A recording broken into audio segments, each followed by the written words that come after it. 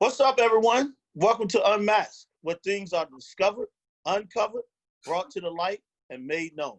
I'm your host, Lamar Barrett, coming live to you from PG County, Maryland. If you're interested in finding out about the untold stories behind being a college coach, this is the show for you. Being a former assistant men's college basketball coach for 16 years, there are so many untold stories behind the scenes in the life of a college basketball coach. Now, let's unmask them. Today's guest is a young, bright, and long-time assistant coach, and I say long time because he's been doing it more than 10 years now. Also a Hall of Fame player at his alma mater. Also a academic All-American. I must get that in there as well. A future head coach in this business, and a Kernersville, North Carolina native, Turner Battle. Now, Turner Battle played at Buffalo from 01 to 05, where he ended up being MAC Player of the Year his senior year. Went on and played professionally for a couple of years. And then he coached the year at Sweet Home High School in the suburbs of Buffalo, New York. And then he went on and was an assistant for 6 years for his college coach, Reggie Witherspoon, great guy in this business. Was assistant with him for 6 years at Buffalo, so he went back to his alma mater. Then he was at Chattanooga for 1 year with Will Wade, 13-14 season. And then from there, he went on to UAB, University of Alabama, Birmingham, where he spent 6 seasons there. First 2 years, I think he was with Jared Hodge, where those guys did an outstanding job. Last 4 with Rob Eson, where he was the associate head coach for the last 4 years, and he's now presently at East Tennessee State, where he's about to begin a new journey with Jason Shea. I know he's going to be a terrific job. I just want to say welcome to the show. Turner. Lamar, I appreciate you having me, man. This is what you're doing has been good and helpful and knowledgeable for a lot of people, man. Really appreciate you. You're welcome, man. And I've seen you. I remember when you were a player, so that goes back. And had Chris Hawkins, was an assistant coach, who's a good friend of mine, and Coach Witherspoon. So I remember you as a player, and then once you got into coaching, I knew you would do well. You've always been a student of the game, and you just knew how to, you understood basketball and what it entails.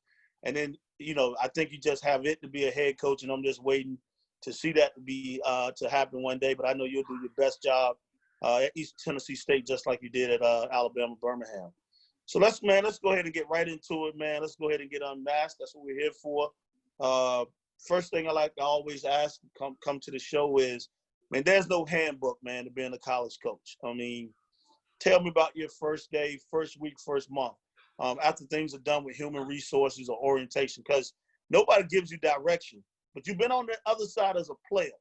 But now it's like I'm stepping at Buffalo. First time I played for Coach Witherspoon, now I'm working for him. That's usually different on players, and I don't think they understand that a lot. But tell me about your experience that first day, week, or month. Man, like you said before, man, there's really no blueprint of being a coach. I mean, I literally was sitting, working out, planning to go overseas after a injury that I had that kind of messed up my career, like pretty much ended my career. And I knew that it was an opening, and I didn't even really think about it. I wanted to do it, but Coach Witherspoon never really mentioned it to me. But Coach Hawkins kept saying, hey, man, you need to coach. You need to coach. And so I just kind of was sitting back, and I knew a couple people that came on campus, and they turned the job down because at the time it really went for a lot of money. And so, man, out of the blue, I'm sitting there, and Coach Witherspoon invites me to his house. And I go over there not even expecting to talk about this. I think we just chopping it up. And after about an hour, he said, you want to coach? And I said, yeah. And he said, well, I'm offering you the job at UB. And I'm sitting kind of like you offering it to me. We never even spoke about this. And so, I said, well, let me think about it and pray on it. And because I've still had an itch to play. And I still felt like I had a lot to prove, especially because I had an unfortunate injury right after my first year and a half of playing, and I was on the top of my game. So getting back to that, I'm like, well, shoot, I still want to play. But after talking to my parents, praying on it, I called Spoon back. That probably, man, it might have been I don't even remember. It was late. And I said, man, I'm in. And At this point, I get the job and I go through all the background check, and then this is July. And you and I both know at the time recruiting, man, I don't know what I'm doing. I'm sitting here like, okay, I know I got to go to a gym, evaluate players. I mean, I'm sitting like that. But my first trip was to Vegas. So I take the job on I believe it was a Thursday. That weekend, we have a little recruiting meeting. We talk about guys where they're going to be at. That next week, I'm flying to Vegas. And you and me both know Vegas is a beast. And I went to Vegas with no GPS. So I'm sitting there going from gym to gym, no GPS, got lost twice. And I'm sitting there, man, I'm looking at players, people looking at me like, man, who are you? And then I had some guys who recruited me and guys that I knew in the business telling me that, man, you crazy for getting in this business. You should be playing. So, you know, my first couple of days on the job, I'm in Vegas driving around hot gyms looking at players. And the hardest part for me was, man, I'm looking at players and trying to compare them to me. And, you know, all about evaluating, like, man, you know, they talk about this kid is one of the best players in the country. I'm looking like, what? I said, man, this is a little different. But I kind of learned from, you want to know, I leaned on Coach Witherspoon and our staff, Coach Quitchoff, Coach Meniger, who's at Oregon right now, and Hawk, big time. You know, I'm calling Hawk, and Hawk got to do his job. He's at Tulane. But I'm like, Hawk, man, who is this kid from such and such? He's like, hey, man, yeah, you need to watch him. I said, Hawk, man, this dude can't play. Well, you might not be able to get him anyway, so you better recruit him and see what you can do. So, you know, and so, man, that whole situation was tough. So that first week, so after that, you know, back then you're on the road for 10 days, you off for 4.5. So that whole 10 days, I'm on the whole time, and I'm a young guy, so I don't get a day off. So I'm going back at it, and we get back to the office, and they're asking, hey, Coach, so what you think of this guy? And I'm sitting there like, man, I really wasn't organized. I had notes, but I ain't compiled my notes like I was supposed to. So I'm here flipping through the books, all this stuff. I got them looking at me crazy, but Spoon being the perfect person that he is and the big help, man. He was very patient with me, explaining, look, man, you know, you should have had all this done by now so we can kind of figure out who I need to see and kind of go with it from there. So that following week, I was a lot more prepared. And it was easier transition because I'll be honest with you, working with some people, man, they might have let me go right on the bat. Hey, man, you ain't organized. You got to go. Bam, it's over with. But, you know, working with him, man, it was a big change because, you know, from I always see him as coach. So, you know, I'm pleased. I ain't trying to mess up because I know, you know, coach would get on me, all that stuff. But he was real with the transition, man. He was great. He helped me out so much. Coach Quitchoff, who coached me, helped me out. Like I said, Coach Meniger, Coach Hawkins, you know, he was doing pretty much, to be honest with you, he's doing 2 jobs. He was working for Tulane and he was working for UB still. So he kind of helped me out. And then I kind of transitioned throughout that month. And the good thing is we didn't have to bring a lot of players in. So, you know, coach didn't really rely on me to bring in a bunch of guys. So that early period, I didn't bring in anybody.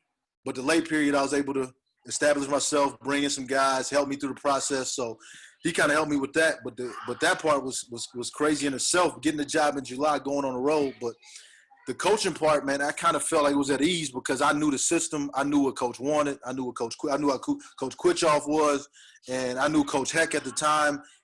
I got to know him, so it made the transition. If I would have got a job at a different institution, then I might have got fired in about 2 months. So it was a blessing to kind of be the situation I was in. I mean, I know some people had to learn differently, but, man, I got thrown in the fire right away. And I kind of had to teach myself, to be honest with you, teach myself how to do, you know, organize my recruiting, you know, evaluate, you know, the level that I'm at, evaluate talent. It was pretty much trial and error because Coach Witherspoon went breathing down my back the whole time. Wow. Well, we're going to lead right into recruiting. That was actually a pretty good story. And it's interesting. That's the second question I asked about. And it may be hand in hand. It may go hand in hand, so you probably already answered a little bit. But what was your best and your worst recruiting story? Because we all know that that's the lifeline of college athletics. Good players, good people, usually translate to a lot of wins. But tell me what was your best and worst recruiting story? Man, the worst was, man, I'm just going to be honest, man, that whole first time being an assistant coach. Because at the time, the rules were you could call kids 2 times a week. And the unlimited text messages wasn't there yet. So, you know, we still trying to pass that rule. So, man, to be honest with you, I was terrible. I would call a kid. Now, I didn't know what to say. I mean, I'm sitting here I can talk about the school, but you know how it is. You got to build a relationship. It's got to be genuine. Man, I'm sitting here. I got a little script written down, and man, I'm messing that up. So it's just a pretty crazy event. So man, that first whole summer, I would say that first signing period, I was terrible. I mean, I'm trying to recruit kids. I call them, you know, I got my schedule that I call one on Tuesday. I had a Tuesday, Thursday, Monday, Wednesday, and then Friday, if they didn't answer, I go back to it. And on the weekend, I try to leave them alone. And man, that was a disaster. Unorganized. You know, I'm calling kids. I'm sitting there stuttering crazy. I'm talking to parents, and it was just, I was nervous. But as I got comfortable and learned, you know, what I did is I kind of just sat in Coach Spoon's office and listened to him talk to recruits and so that summer, that summer I learned, and throughout the year, I was able to find guys and able to kind of get comfortable in the situation and didn't put a lot of pressure on myself. I was putting pressure on myself because people that know Coach Hawkins is, hey, you better get some players, man. You better get some players. You know how it is. You better get some players. So I'm trying to do what he's telling me to do, and I'm putting unnecessary pressure on myself. And people that know me know that I like to go. I like to work hard and achieve things. And so that was the bad part is I can tell you, remember calling kids and parents, they sitting there like, man, I haven't talked to you in about 3 weeks, you know, parents. And I'm sitting there like, oh, I'm calling the kid, but not the parents, you know, not talking to the AAU coach enough or his family members. So I'm all unorganized. So that whole thing was a disaster. But I would say my best recruiting story would be, man, we were able to, I was able to get a kid named Titus Robinson from North Carolina. And Titus was a kid that everybody thought was going to go prep. And this is my second year in the business. We signed Titus Robinson, Mitchell Watt. And Mitchell Watt ended up being player of the year. Titus Robinson wasn't all conference, but he was close. And we recruited those guys the whole year. You know, I recruited him throughout the year, and really got the hang of it, got to build a relationship with his mom. And by going through that whole process, it was a success for me because I realized, you know, what I had to do. Build a relationship with him, his mom, his high school coach, his AAU coach, who, to be honest with you, didn't want him to come to Buffalo. They were going to send him to prep so he could try to go high major. And once he committed, that's like the one I did that whole deal myself. Like Spoon, like closed the deal, but that was one that I did from top to bottom. I did that one my no help, nobody involved. Like I didn't need anybody, and that was a big accomplishment for me. Saying, you know what, I belong. He's a good player. You know, he ended up being a 3-year starter. Started some as a freshman, and I also helped with Mitchell Watt. Mitchell Watt ended up being player of the year, and you know, Coach Quitchoff did a lot of that, but I was heavily involved too. But those two guys kind of made me feel like, hey, I've kind of, not that I arrived, but hey, I can do this. Because I'm gonna be honest, man, that first summer, man, I was questioning, am I in the right profession? Like I'm sitting here like, man, I ain't get no players. It's all about players, and let's just call it what it is. I'm a young African-American male. I relate to these guys. I should be bringing these dudes in. So that kind of helped me throughout the process, and then I just got more comfortable from there. I can remember both of those players because y'all kicked our butt in postseason play at American that year. So I can remember both. I can remember both of those guys. I can remember that. That was unbelievable. Like that team was unbelievable. We was like, how are they not in the NCAA tournament? That was an unbelievable team though. What did you have to give up or achieving your current level of success? Man, that's a great question.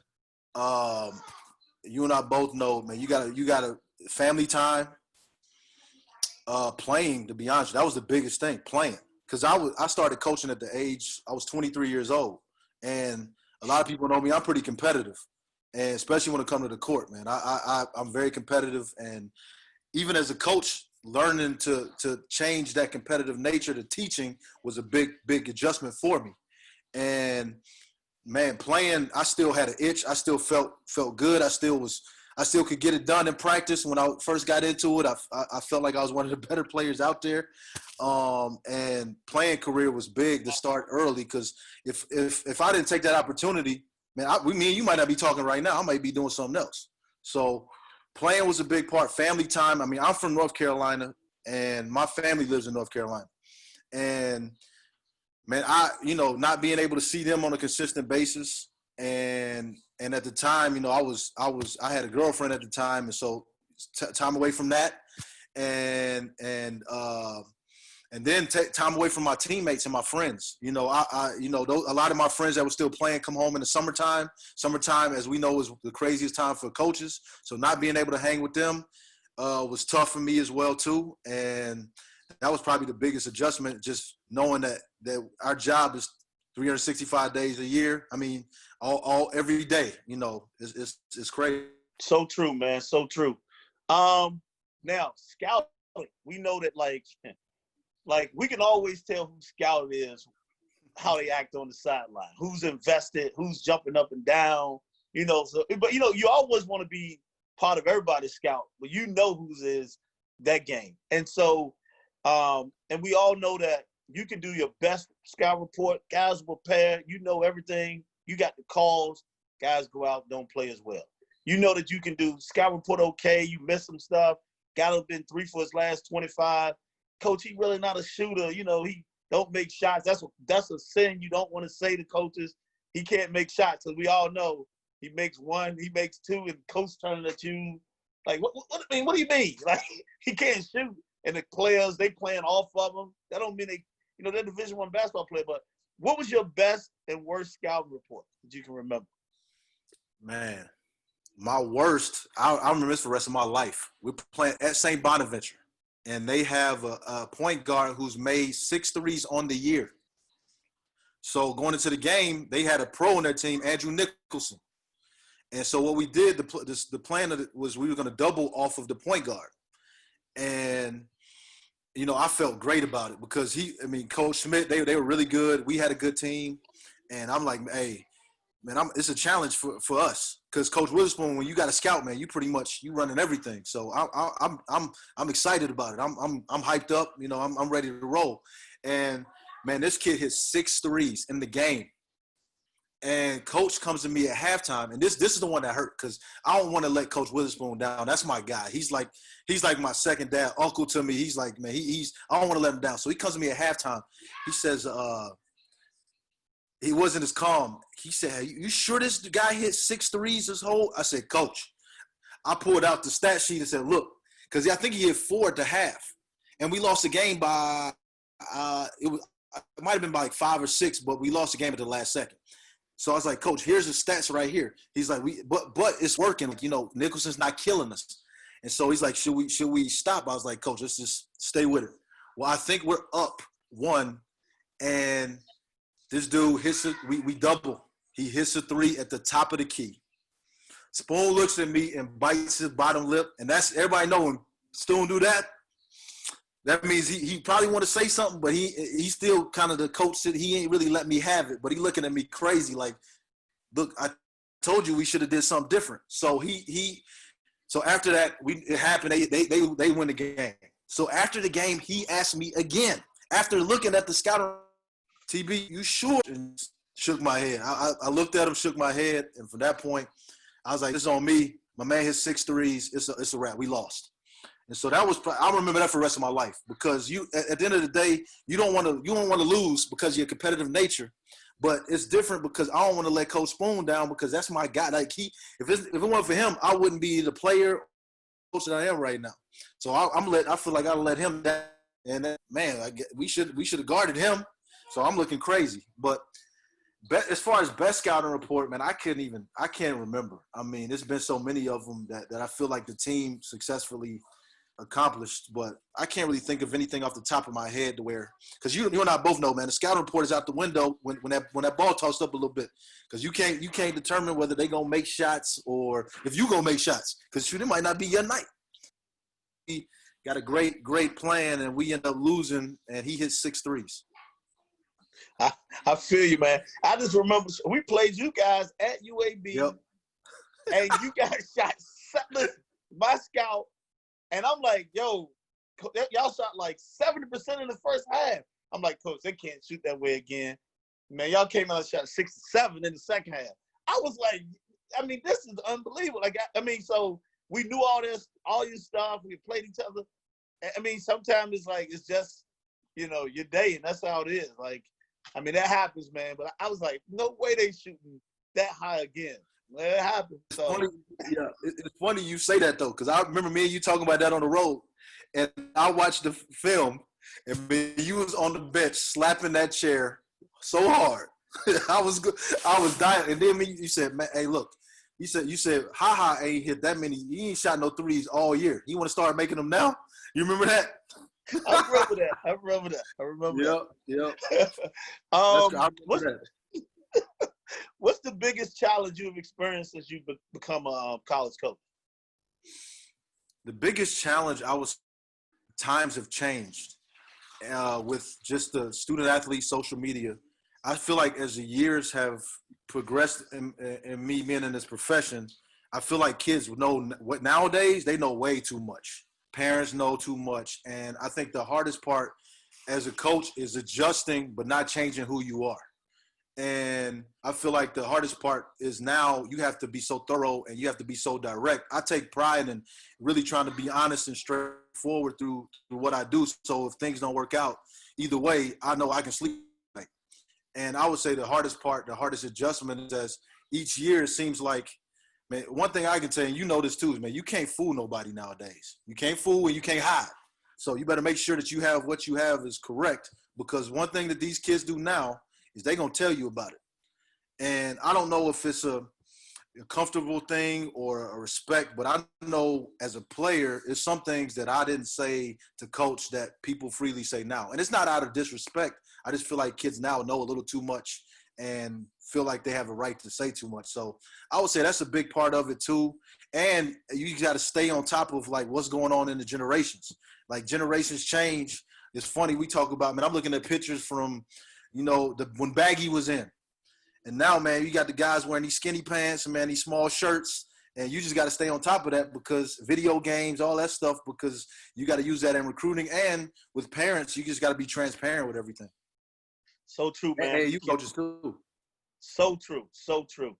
Do you ever find that there are things about you that people misunderstand?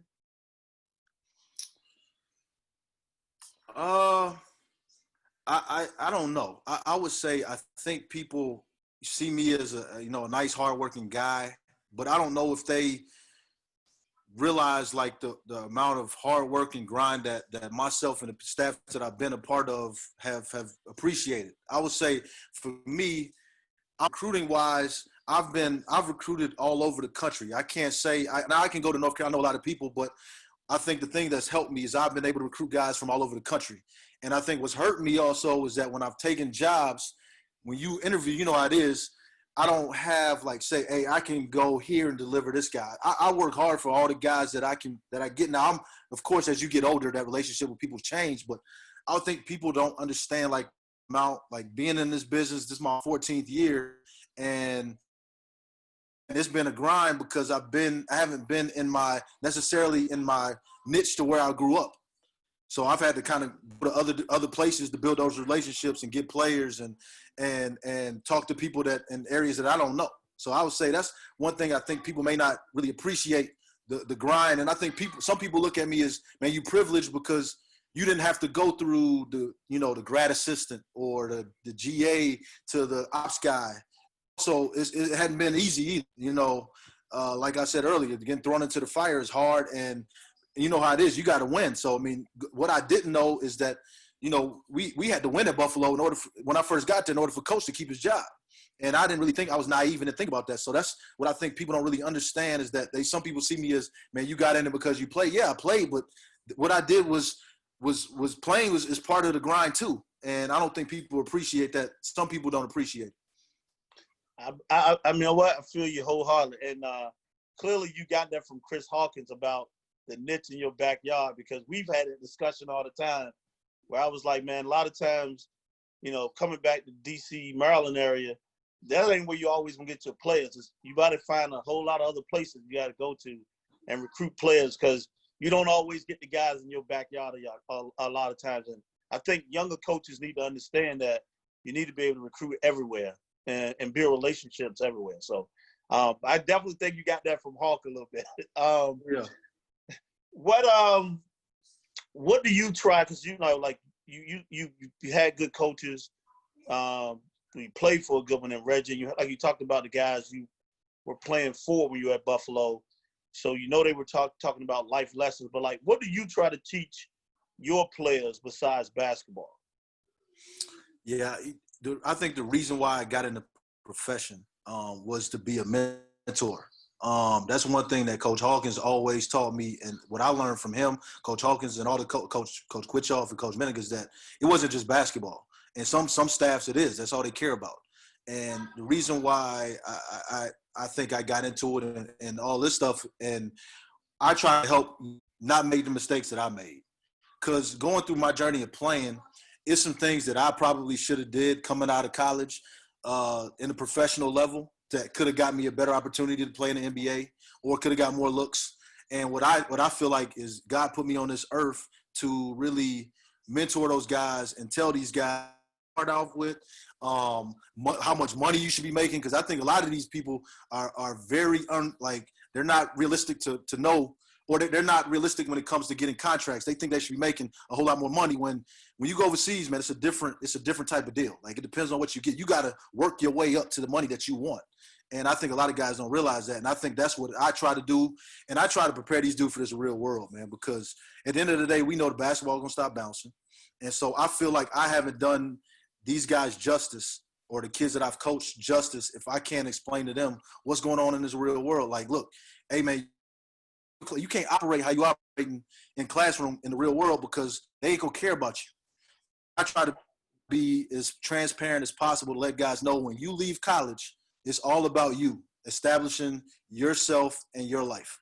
I feel like that's what I think I've been fortunate enough with the staffs that I've been a part of at Chattanooga, at Buffalo, at UAB, to where it's not just basketball, where we try to really teach these guys, some values outside of basketball. Awesome, man. Awesome. What are your best and worst memories in coaching? Best memories is going to the NCAA tournament for the first time. People that don't know, my senior year, in the championship game, we lost by a tip-in to go to the NCAA tournament, and that was tough. And I never really got a chance to experience going as a coach. I've been probably been to 4 championship games and won one of them. And man, that was just something that I can, because there's a lot of coaches that's been in this profession that's never been, and players too. And so going to the NCAA tournament for the first time was probably the biggest accomplishment, especially with the team we had and how we got there was kind of crazy. We were 4-9 in the regular season and ended up, finishing 4th on kind of like some crazy tiebreaker, and won at the buzzer in the second round of the tournament. And then won the rest of the games and all close. So that was, and we won the first game in the tournament. So that was a big accomplishment. And I would say biggest disappointment was, I think, my second year at Buffalo, second or third year at Buffalo. We went to the MAC tournament championship with Coach Spoon and not being able to win, because people that know Coach Witherspoon knows that he deserves that, and not being able to get that with him was a big disappointment, because I feel like he kind of got a raw deal in his coaching tenure, and I feel like he doesn't get enough credit for all things that he's done on and off the court. So that was probably the biggest disappointment in coaches, not being able to go to the tournament with Coach Witherspoon and at Buffalo. And you said that right about Coach Spoon, man. Like, great coach, but even a better person. Just a great, is a guy you want your kid to play for. That's the type of guy he is. What's the most stressful situation you think you faced? Man, being out of the business, not having a job, especially, I've been fired twice. So the first time I was, I had a fiance, but I was married. I got married. And so that was not as hard. The uncertainty and not finding a job was probably stressful in itself. But I was young then, so I was like, man, I'm gonna get a job. So I felt pretty good. But this last time with the pandemic going on, especially with we had success with Coach Eson, and I feel like he was just getting into his own as far as turning that corner. And with the pandemic going on, that really was. This has probably been the most stressful it's ever been, not having a job, because if East Tennessee State didn't come in, I might have been out of the business for a year, or who knows. So the stressful part about it is now I have a wife and 3 kids, and not being able to provide for them is, as you know, as a man, that's like a punch in the stomach. And man, I was, stressful, sleepless nights. I'm not gonna say depressed, because I know God had a plan for me. But the uncertainty was very, very stressful just within itself. Not being able to provide for my family. Yeah, that definitely can do that, man. When you don't know where's your next job. This might lighten it up a little bit. You've had some guys now, like Birmingham was a different level. What is the strangest thing a player has done outside of the basketball court? As far as like them, like what they like to do, or yeah, anything like wild or crazy they've done, and you just had to laugh at it, or you like, I can't even believe you did that. Like I've seen some guys who talked about a girlfriend coming in practice, like broke up, or like in practice where they had to stop it, or just different things like that. Well, shoot, I've seen that, not practice but workouts, where a girlfriend has shown up. We had a kid. I'm not going to say his name, but he's a great kid, and his one of his girlfriends showed up, and it was very interesting. I've also had a player. I've had a player who has come to me. This is another girl problem, where she threw all his stuff outside of his dorm room, and it all got wet. So I kind of didn't really know what to do with that, and it's his fault. It was his fault. I couldn't help him, and so I've experienced that. On the lighter side, man, some of these guys, man, they go on some of these dancing that these dudes is doing nowadays. I've had some guys do some dancing. It's some wild stuff these kids doing now with some of the dancing stuff that's going on, and some videos that I've seen. But I would say the girlfriend part is probably the wildest thing. I mean, we were in the middle of an individual workout, and she comes in and sits there. So I'm like, okay, well, all right. But not only does she sit there, she stands up and goes to him and starts talking to him while we are coaching him. So I'm sitting here, and I'm like, well, you need to leave. I ain't leaving. I need to talk to him. I said, well, we'll be done in an hour. You got to go. And she said something to me. I said, look, she got to go. And that was probably the wildest thing that's happened. But the funniest thing was my man went to his dorm room and had all the stuff in the trash bag outside, and it rained all over it, so all the stuff got ruined. So that's probably pretty wild in itself too. I thought it's not funny, but it's funny to me a little bit, because I always tell these guys, man, that you can't play around, man. You either in a relationship or you're not. Don't mess around. So true, man. So now I'm looking at you. I think you got everything to be a head coach, and you've worked with some good guys. And I ask this question usually, like, if you had a chance to work for anyone, you just got a job, so I can't really say that. But if you're looking at it, what type of you running your own program, what would you want from, you've been in it enough, you've seen it enough, like, what would you expect, or what would you want to happen when you're running your own program? Well, one thing after working with some good people is that I would hire guys that I trust. And I would allow those guys a lot of freedom to do things to help to better themselves and to help us win. So I think if I have my own program, the staff that I would hire, I would want them to enjoy working for me and work hard, enjoy working hard, and enjoy getting guys better, making guys better, making them better people, and, give them tasks at hand and really have them run with those tasks. And if they struggle with it, intervene. But one thing that's helped me in this business, I've worked for guys that's really given me freedom and really helped me learn trial by error. And I've also worked for micromanagers too.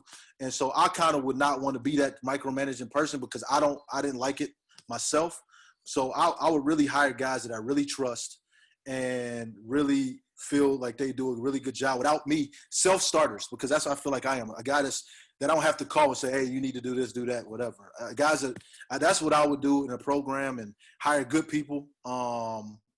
This job is crazy within itself, but it's crazier when you have a staff to where you can enjoy it because you're around those guys more than you are your family.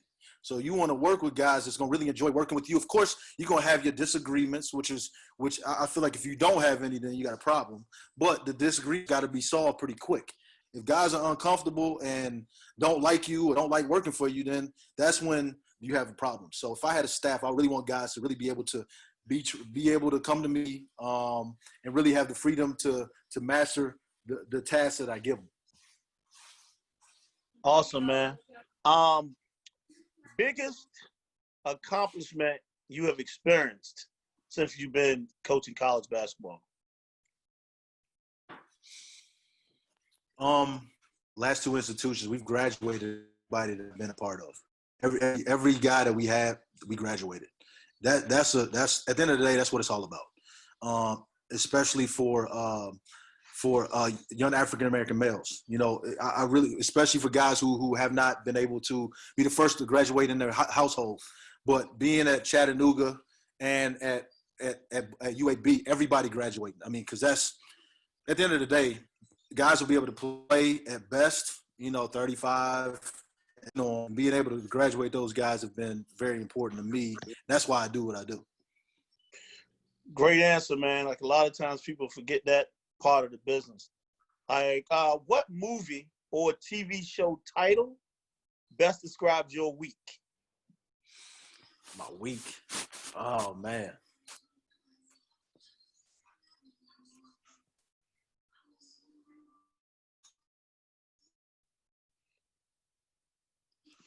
Right now, agree with me, but I would say it's like daddy daycare right now. Interesting. Someone else said that. Someone else said the same thing. This quarantine has changed a lot because my wife is a teacher, but she stayed at home the last 5 years just to help with the kids and all that stuff. And now I have a greater appreciation of what she does because, man, I got a 5-year-old, a 4-year-old, and a 1-year-old. And it's like I'm trying to now at this point, I'm recruiting. I'm checking in with the guys we have, checking in with coach, and I'm helping my wife take care of these kids, and we're packing. So it's like daddy daycare around here. So and the bad part about it is I probably not great at it because if people know that movie, a part of it was the kids running around going crazy. That's me right there. Hey, they outside, they inside, they throwing stuff. I'm giving them chips for breakfast. They eating fruit snacks for breakfast, snacks all day just to keep them quiet. Movies all day, iPads, all of that. That would probably be my week, especially now. I love it, man. What's your favorite word or phrase you use? A lot of people, I say this quite a bit, and this is a quote that kind of stuck with me from Frederick. Without struggle, there's no progress. I've used that a lot because, basketball is a good life lesson. It's not about all the good. It's about how do you respond from that struggle. And that's something that my parents instilled in me, and then the coaches at Buffalo. And that's something that I probably use, probably not that exact. I use that in like some of the scouting reports and stuff, but I would say a phrase that kind of rose with me, and that's something that I've used probably my whole life, because I really believe that's how people measure you, how you respond. When it's raining, how you gonna respond? Or when you don't feel like working out, are you gonna give that same effort? Or if you don't feel like going to class, or you got a test you don't feel like studying for, how you going to accomplish that and still do the task at hand? Awesome, man. What's the best piece of advice you've ever been given? Shoot, it's probably from my parents, man. It's being able to, not worry about what other people think of you. Like most people that know me, I really don't care. I am who I am. I'm pretty laid back. I'm intense in certain situations, but I'm pretty easy going. And that's one thing that I'm not going to change. I mean, some people tell, like, how it is when jobs are available or think, man, you got to do this. And I always tell people, if they can't hire me for who I am right now, then they're just not going to work out. And my parents always have been telling me, you're going to be yourself, be who you are. Don't change that. And that's something that, you can go from my friends from high school to the friends I have now that I'm still the same, laid back, easygoing, intense in certain situations, especially on the court. But just be who you are. Don't change that for anybody, because if once you start changing, man, that's when things usually don't happen well for you. So true, man. What does success mean to you? That's a good question. Success means just moving forward. Success is being able to go day by day and trying to accomplish what you got to get accomplished that day. A lot of times, and me included, we always try to think ahead of this class when it comes to recruiting, this class, that class, or on the court, or in our job, this job, that job. It's move forward each day.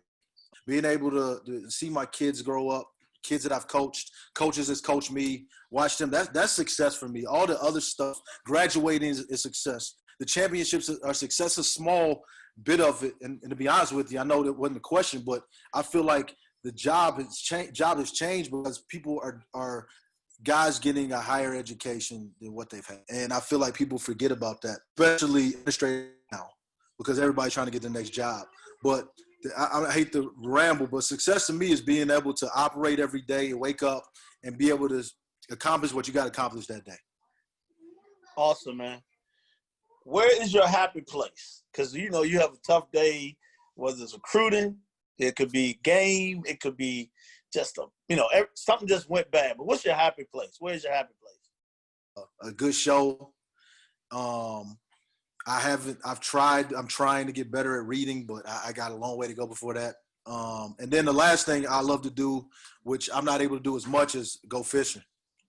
I got a little country boy in me a little bit, and I love to sit back and get on the boat or the pier, go fishing with my pops. Love it, man. Love it. You're not a self-promoter, never have been. You come in and you work. If you had to choose 3 adjectives to describe yourself, which would you choose? Genuine is one. Hardworking.